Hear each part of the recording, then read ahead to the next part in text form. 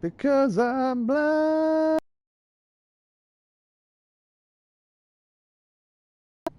And my gun, they come. I know I kill.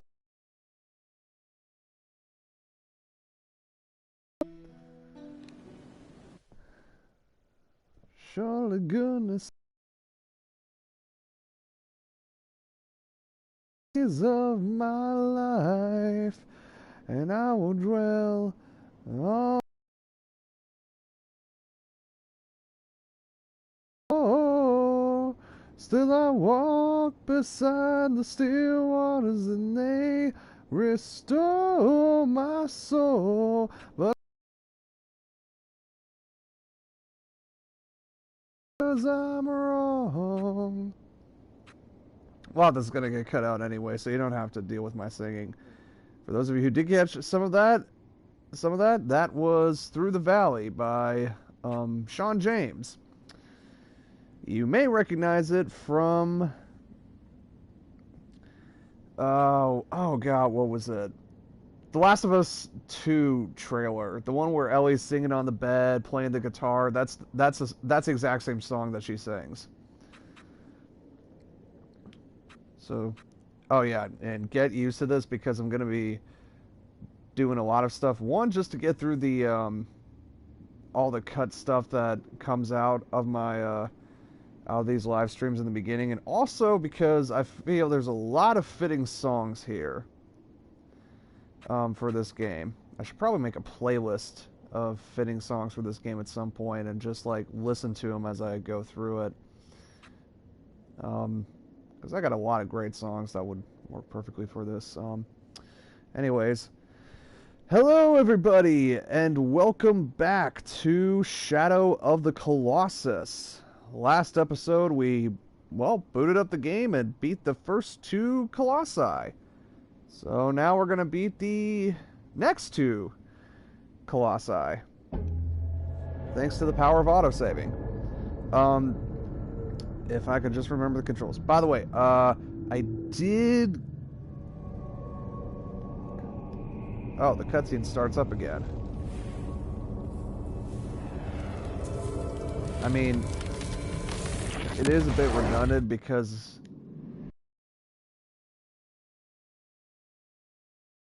Oh, it saved in the last video. That's going to be interesting to do. Not like I haven't skipped cutscenes before, so... Okay. The last two Colossi that we fought, the first one was named Valus, the second was named Quadratus. I will be referring to... I do have an official names list pulled up somewhere, and I will be referring to it in case I forget, but hopefully I don't need to keep referring to it. I do remember some of them off the top of my head. Not all of them, though. So the next one we're going to be facing off is Gaius, who is often considered by a lot of people who played this game to be one of their favorite Colossi. You know, if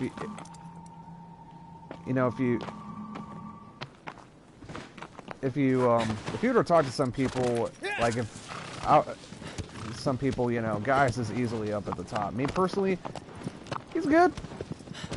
Not my favorite, but he's good. I like his boss fight a lot. Yeah, so let's get to it. Now, I did say something in my last video about how this game was really constrained by the limitations of the PS2. You may be wondering what in God's name I'm talking about, because I know for some of you, especially those of you who grew up on this, the PS2 was the best console ever. You know, how dare you say anything bad about the PS2? And this is coming from someone who is both an avid system collector and a video game enthusiast. Because I had friends, you know, when I was a kid who had PS2s. I was kind of the odd one out, because I had a GameCube. But...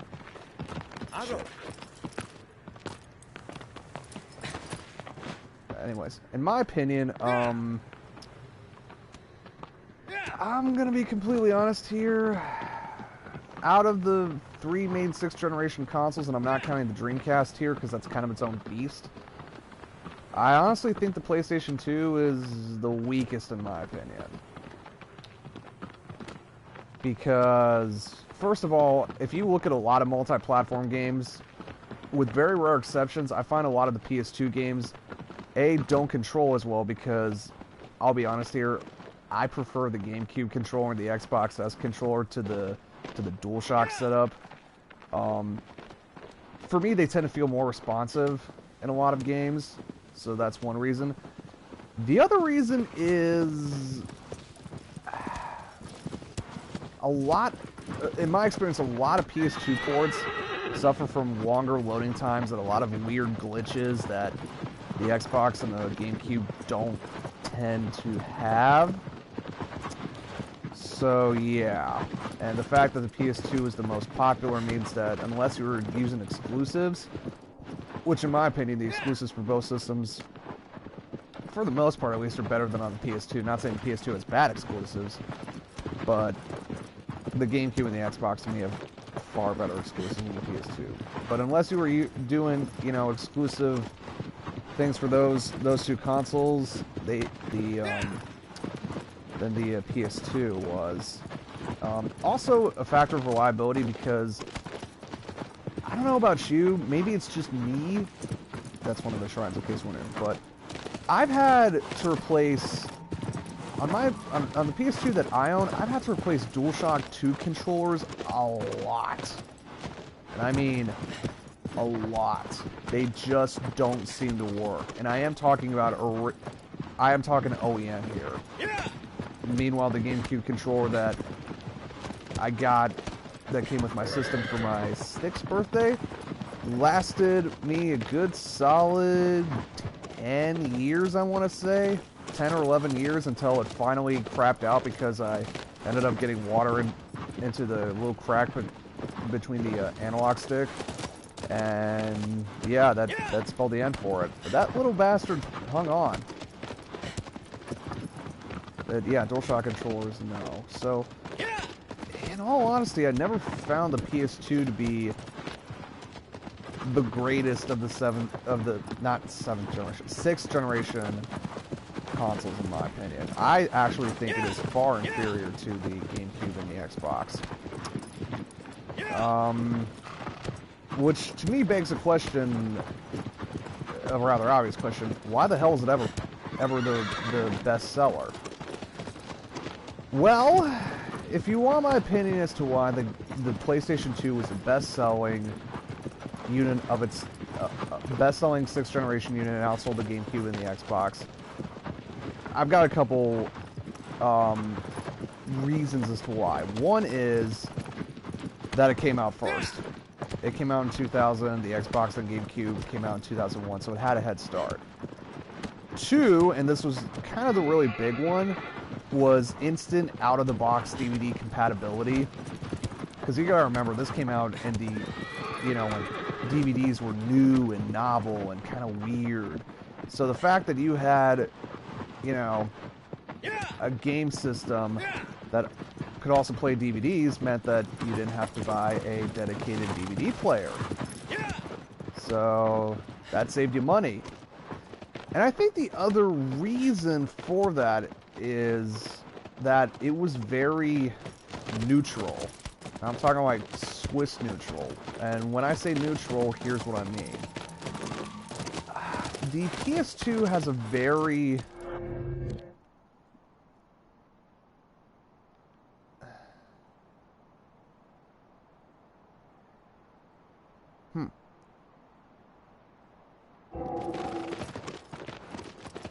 So I was going the wrong way. Anyways, the PS2 had a very sort of middle-of-the-road image to it, as far as the gaming and buying public was concerned. The GameCube, for all its greatness, still kind of had the Nintendo stink of, oh, it's Nintendo, it's meant for little kids, there's not going to be any great exclusives on it. Meanwhile, the Resident Evil 4 came out, that was Game of the Year. It was initially on the GameCube only, and motherfucker, that was a game where you got your head sliced off by a motherfucking chainsaw. Meanwhile, the Xbox kind of went the other way. It very much established itself as a gamer's console. And I'm talking like hardcore gamer's console, very PC oriented. So, I mean, try as Microsoft wanted to do, Master Chief was their mascot. And I'm not saying that Halo is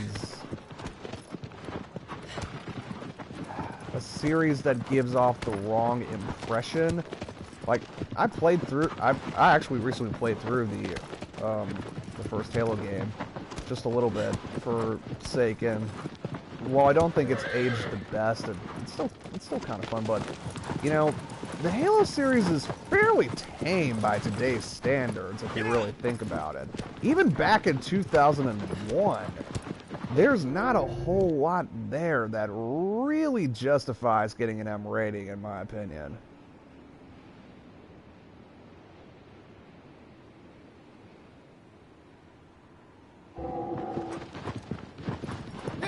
But it's still created an image of, you know, oh, it's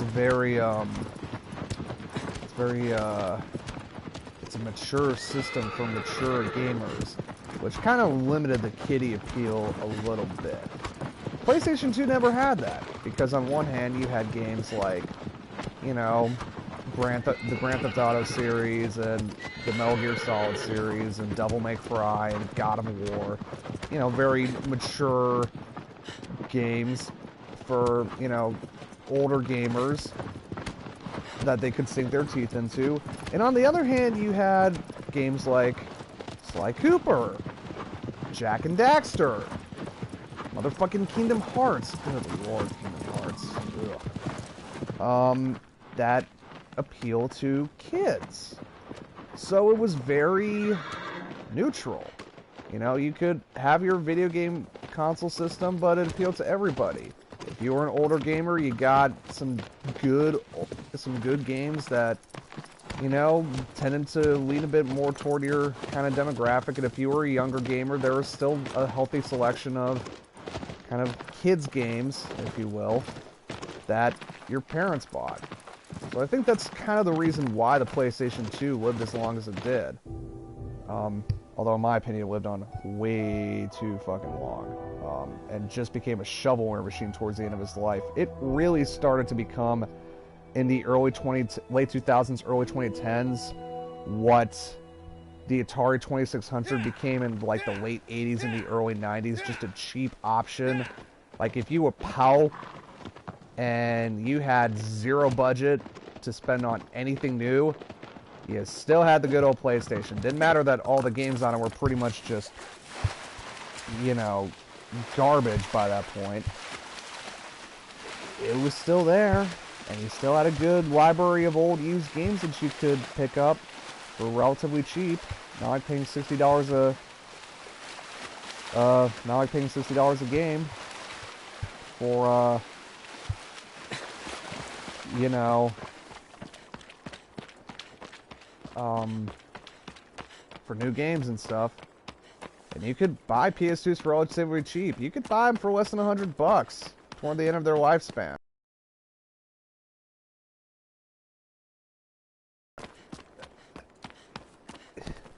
I know I've just probably pissed off a lot of motherfucking people. And I mean a lot of motherfucking people. By essentially crapping on the PS2, or it seems like I'm crapping on the PS2. I'm really not. I respect it to a certain degree, but I just think compared to its competition, I really do think it was the weaker of the systems, both from a hardware capability standpoint, games exclusive standpoint, and just an enjoyability standpoint. PlayStation 3 kind of fell into that too. I was an Xbox 360. I was first a Wii kid, and then I switched over to the Xbox 360. I only really bought a PS3 to to play all the exclusives that I couldn't get. But now the PS4 is my my dedicated console for damn near everything. So literally, I just bought an Xbox One to play Forza on it. Take that for what you will. All right, here's the third boss of the game. Good old-fashioned Gaius.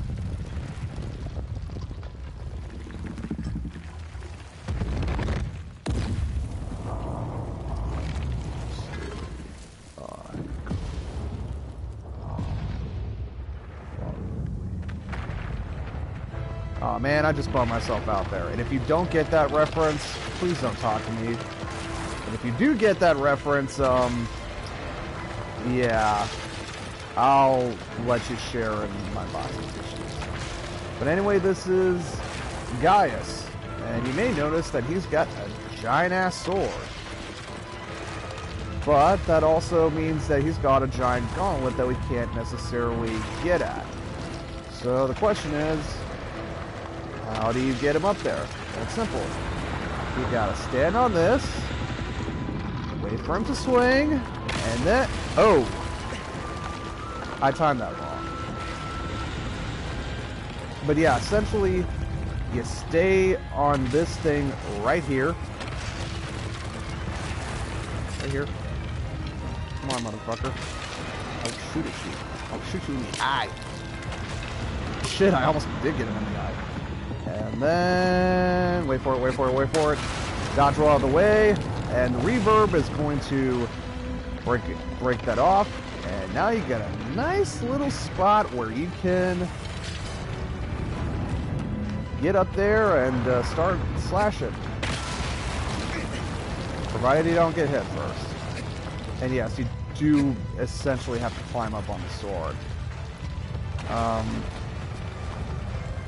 But it does take proper timing to do this. So let's see if we can't. You really got to time it right. Dodge roll. There we go. Nope. There we go. Come on. Come on, Wonder.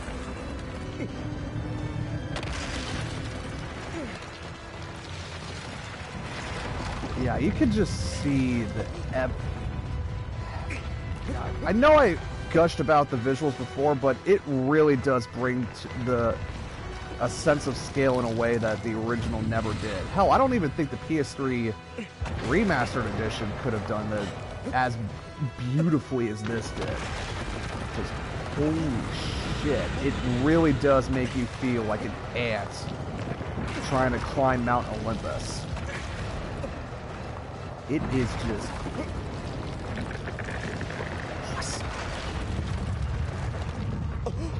Oh. Yeah, I think if my memory serves correctly, it's more around the waist area where we got attacked first.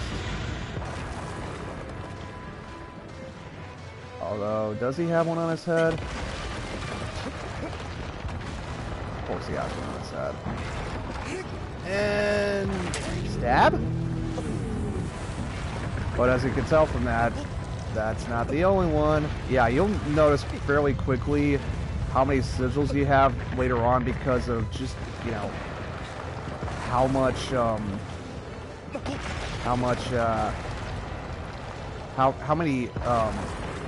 health a stab will take off. Like, it gives you a fairly good judgment of, you know,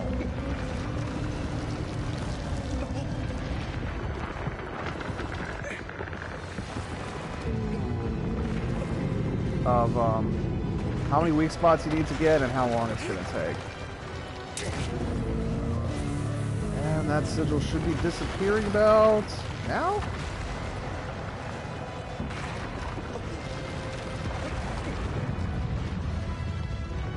Yeah, one thing I never noticed, I mean, he does, okay, it's not a hand per se, but why doesn't he just, like, you know, kind of like brushing through your hair if you feel like bugs and shit? Why doesn't he just do that? That's something everyone said. Good lord, those fucking eyes, man. They're like the Judge Doom eyes.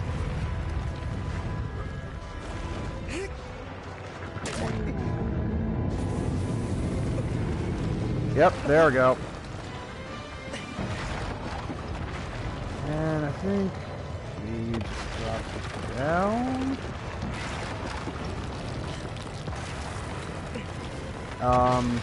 I think it's more along the stomach area. Yep, I was right.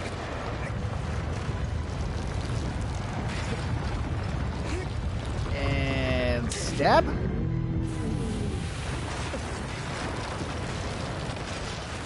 And stab.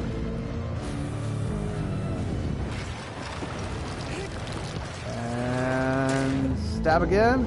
Oh, 4 hits this time. Shit. It went up by 1. Ooh. Not that I'm complaining. And there we go.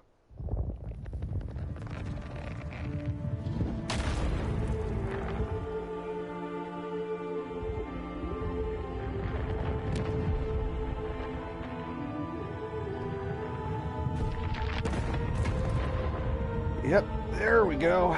That's more like it.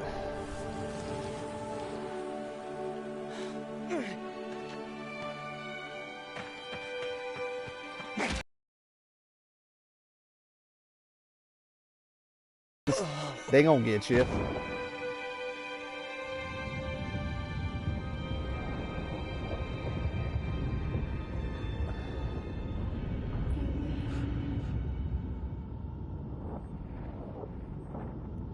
I never really understood what that is.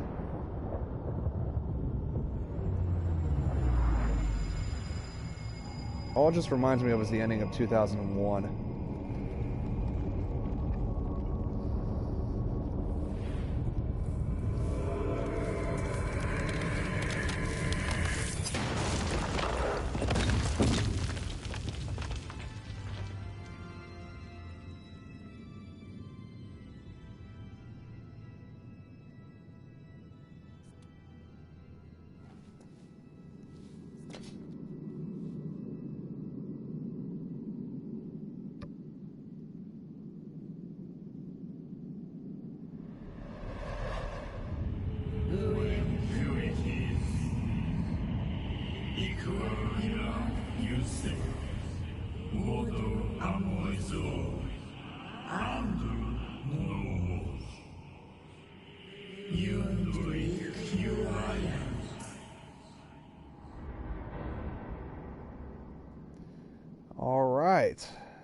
So, next up on our Colossi Killing Spree World Tour is Phaedra. I did have to remember Phaedra because the first thing that came to mind was Phendrana. And I'm like, this is not Metroid, damn it. This is not Metroid Prime, no matter how much you wish it was. Yeah, if you call aggro anytime, he'll... no, she'll come to you. I always want to refer to the horse as a he. I don't know why. But yeah, Phendrana. No, it's not like the first Metroid Prime. It's not like the Phendrana drifts. Which I gotta say, okay. This is getting into another weird off-topic thing. I love the first Metroid Prime. It's one of my earliest, you know, childhood memories. You know, as a kid, I really did like that game, even if it did frustrate me and I was a bit too young to grasp some of it. But as I've gotten older, I've really started to appreciate the environment and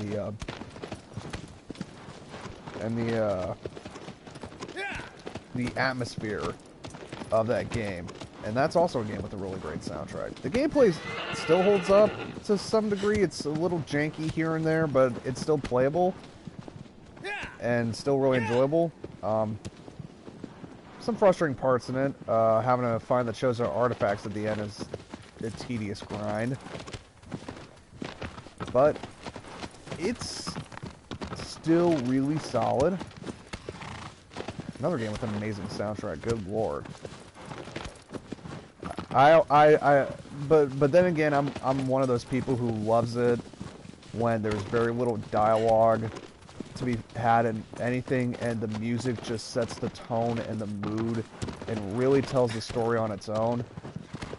I'm a huge sucker for visual storytelling, and I don't mean visual storytelling in the in those stupid Japanese visual novel kind of sense. No, fuck that noise. I'm talking like, you know, when everything just goes silent, and the movements and the actions and yes, the music really do set the mood, set the tone. I'm a really big sucker for that kind of thing, you know, in anything. So when games do that, I really appreciate them a hell of a lot more. Metroid Prime, you know, the Metroid Prime series in general is a great example of that, because there's, up until 3, there was very little dialogue or story to string everything together. And the environments really were, you know, it almost became kind of like a Stockholm Syndrome type thing, where the environments really did get an almost familiarity to them, and the music really did help with that. No, aggro, no, horsey, no. Stay back, horsey, stay back. Look at my horse is amazing. No, we do not need to ruin this with Weeble. So yeah, if you couldn't tell, this is the 4th boss arena. This is Phaedra's boss arena. And, spoiler alert here, I don't know how we activate this boss. Maybe something in the middle. I legitimately forget how we activate this boss. I'll find it. But, here's a little bit of a spoiler alert. I don't really like this boss. Once the fight starts up good and proper, I'll explain why. But suffice to say, yeah, not the greatest fan of this of this Colossi. Not gonna lie. Ah, there it is.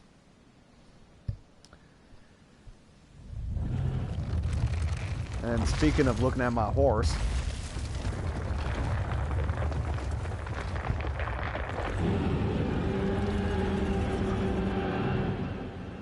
here we come to Phaedra. Now, you may be asking yourself, shit, that thing's pretty heavily armored. How the hell are we going to get on there? Well, you see that right there? That has something to do with it. Is it going to be easy? Fuck no, it ain't. But it's pretty much the only thing we've got to rely on in order to defeat this boss. Because getting on the Colossi is a pain in the motherfucking ass. I will see if I can't adequately explain why, or try and find a way to explain why, or show it to you, but yeah. If we get up on these hills, they're not going to help us at all.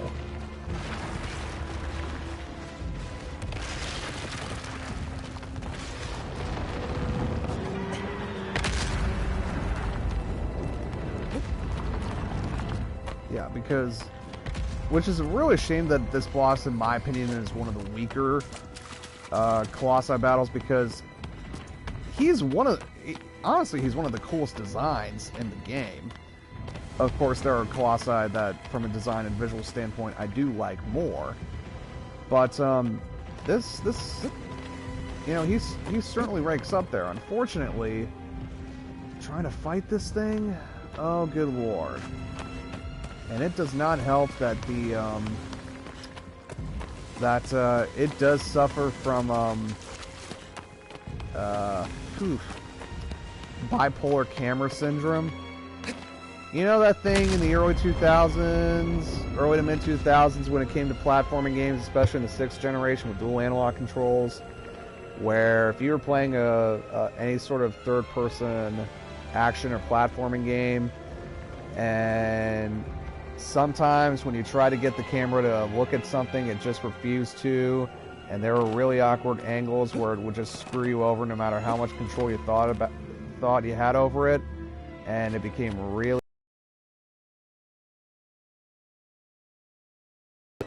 try and recenter it to where you wanted to, but it just kept fighting you.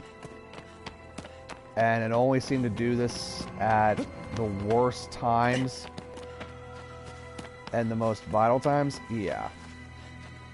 That's it. Okay. Okay. There we go. Alright. No. There we go. So yeah, you gotta get up on...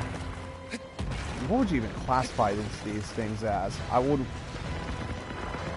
Honestly, the only thing I can compare it to would be like the reins on an actual horse, but I don't think that's entirely correct.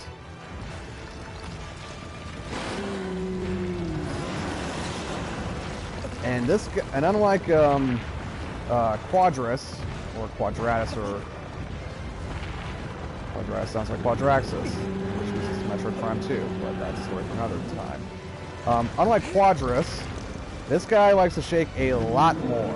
And unlike Quadras, where he can just, piss it off with arrows, shoot it at speed and fell it, no, you gotta get on those reins every single time you fall off the boss.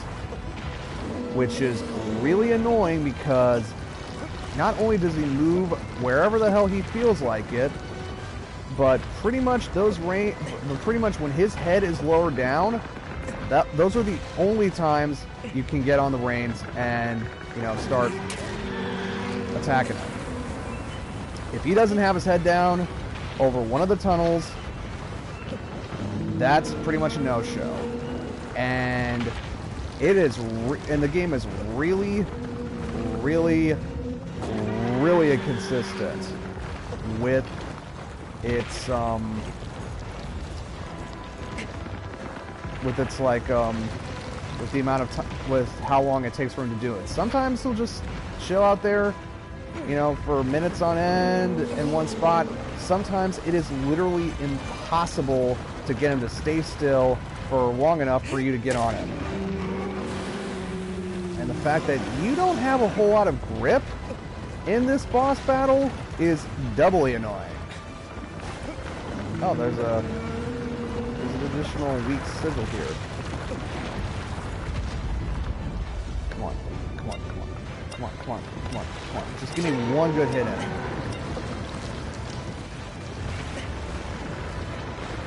Although I do think there is a way you can get up on his back, which might be the easier way to do it.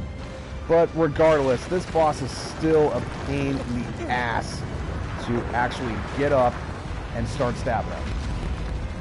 Or start stabbing his sigils, I should say. And the fact that he shakes more than any other Colossi we faced so far really does not help.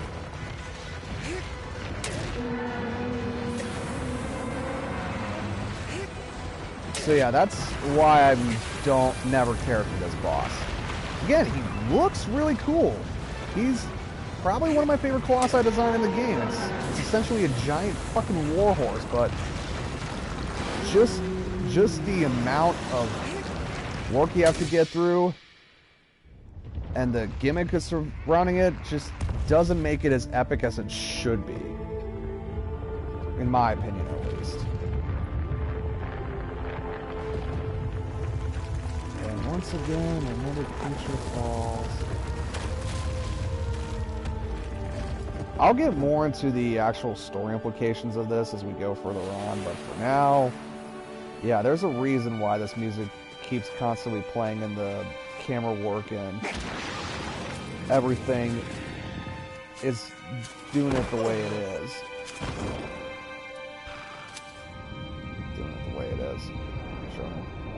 Yeah, see? What is this thing? It just kind of looks like I'm traveling through a giant satanic anus. Yes, I have been watching a lot of the Angry Video Game Nerd recently. Why do you ask?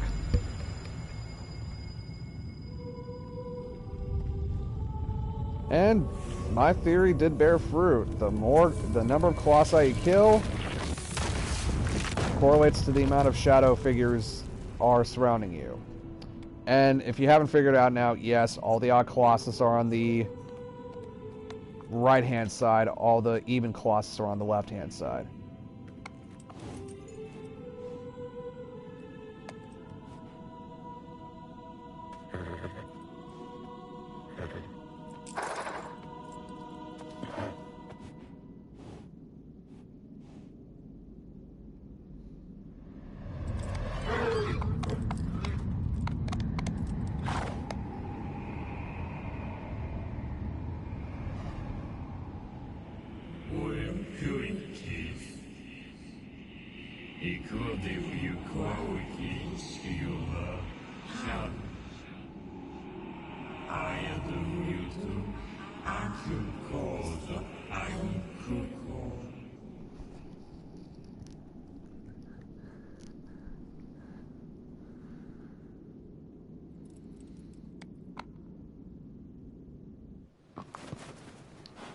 Yep, we're on to the 5th Colossus already. Wow, this was actually kind of shorter than I anticipated. I'm not gonna lie.